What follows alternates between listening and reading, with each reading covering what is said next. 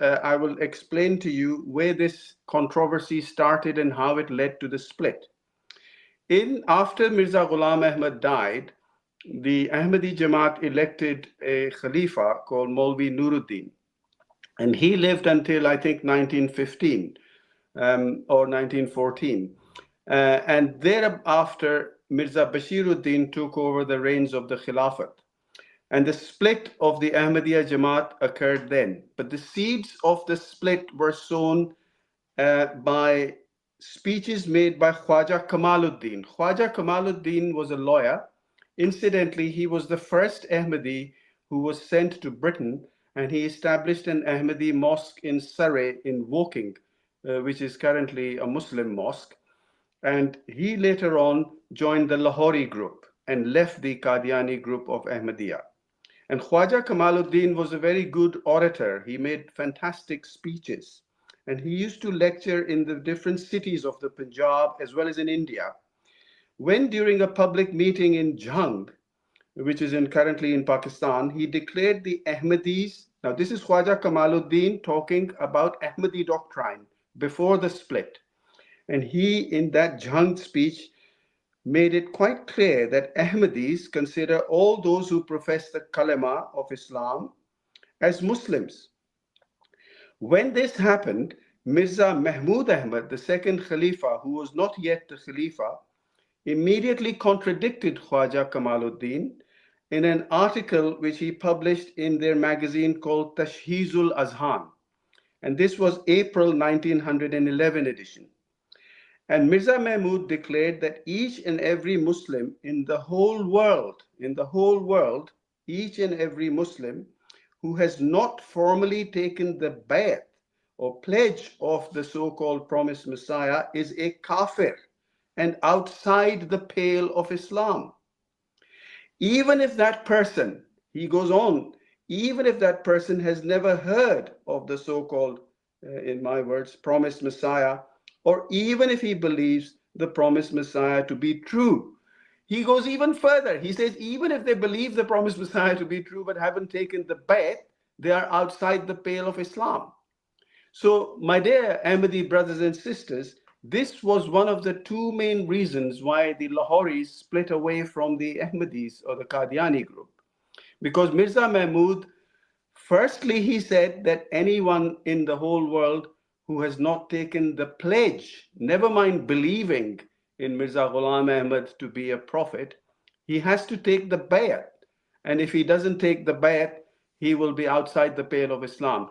Before any Ahmadis come and say that, oh no, later on it all changed, it is true that later on, at one stage, he did a khutbah in which he said that, okay, you can be an Ahmadi and a Muslim as long as you believe in Mirza Ghulam Ahmad, you don't have to take my bayat. But the Lahoris were very clear on this, and they regarded non-Ahmadi Muslims as Muslims and still do. We just saw that video of the Murabbi in Ahmadiyya 101, which proves that it is a complete mess and a mass of contradictions.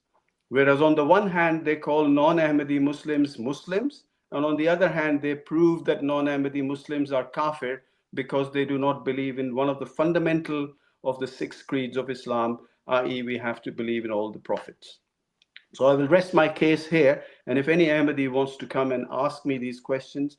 The other cause by the out of interest, the other second reason why the Lahoris split was the very fact that the Lahoris did not believe Mirza Ghulam Ahmad to be a prophet of God, and they gave proof of that from Mirza Ghulam Ahmad's own writings, which I can reference if required. This wasn't the end of it. So Mirza Mahmud Ahmad wrote that article in Tashhizul Azhan in April 1911. And at that time, as Bashir pointed out, the first Khalifa was bedridden with illness, and he was actually not very well at all. And so Maulvi Muhammad, what was happening was there was horse trading going on for successorship. And for the succession of the second Khalifa, Mirza Mahmud Ahmad was basically campaigning.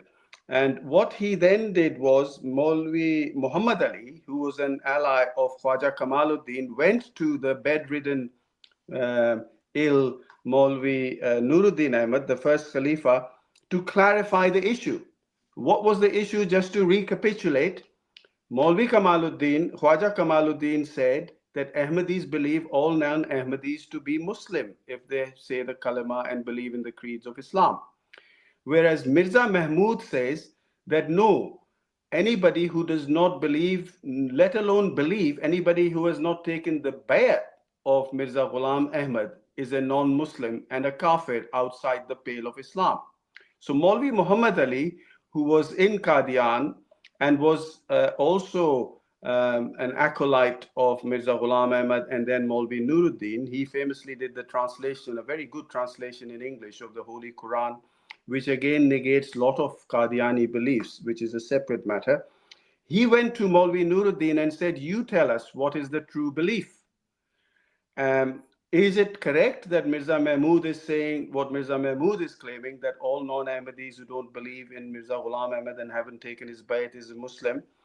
So to that, and to his credit, Maulvi Nuruddin, from his sickbed on the 15th of February 1914, stated in the presence of a large number of people, he said that Maulvi Muhammad Ali should clarify this issue, and that he said that Mirza Mahmud has failed to comprehend the doctrine of kufr. So the first Khalifa is saying that Mirza Mahmud, who later on became the second Khalifa, who wrote the Tashizul Azan article, doesn't know what he's talking about. That's what he's saying about the matter of kufr. And when this was said, Mirza Mahmud became very furious and angry. And he again wrote another article saying that the fatwa of a Khalifa, so he's now criticizing Maulvi Nuruddin. Mahmud Ahmad is criticizing Maulvi Nuruddin, saying that the fatwa of a Khalifa has no value and that anyone wanting a fatwa need only send him a postcard of 1 penny and he would provide a fatwa.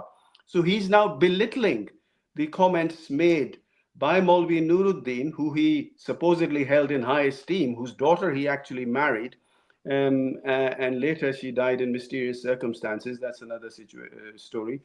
But he's now criticizing Maulvi Nuruddin's comments and saying that a fatwa can be bought for a penny. So this was the state at that time of disarray in the Ahmadiyya Jamaat. And I have done some research on it. I have read a book by one of the Lahori Ahmadis, which is the life story of Maulvi Muhammad Ali.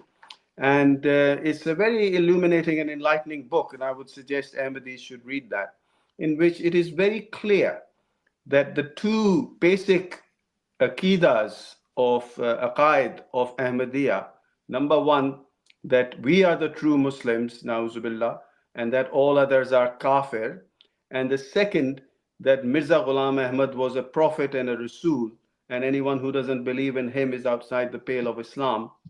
These two beliefs were discredited by the likes of Maulvi Muhammad Ali and Khwaja Kamaluddin. And these were actually the intellectual, well-read people in the Ahmadiyya Jamaat at that time. And so they departed and there was a split and a schism, and the rest, as they say, is history. We have been left with the Qadiani Jamaat on the one side and the Lahori Jamaat on the other side. But the Lahori sadly also believe in the fact that Mirza Ghulam Ahmad Nauzubillah was the promised Messiah and so on and so forth. They fall short of believing him as a prophet. And that piece of history is very interesting, the 1911 controversy between Kamaluddin and Mirza Mahmud, and the subsequent comments by Maulvi Nuruddin, and then the insult that was meted out to him by Mirza Mahmud. And when Maulvi Nuruddin eventually died, he essentially usurped the caliphate. He then formed this organization called the Ansarullah. And the goons of the Ansarullah, when the Khalifa was elected, he did not allow anybody to make any comments or speak. Almost as much as what happened to Maulvi Mirza Rafi Ahmad when the fourth Khalifa was elected. And when Mirza Rafi Ahmad wanted to make a comment, he was taken away and put under house arrest in Rabwa. But that's another interesting historical piece in the history of the Ahmadiyya Jamaat. So any questions from any Ahmadis, more than welcome. I'm happy to address.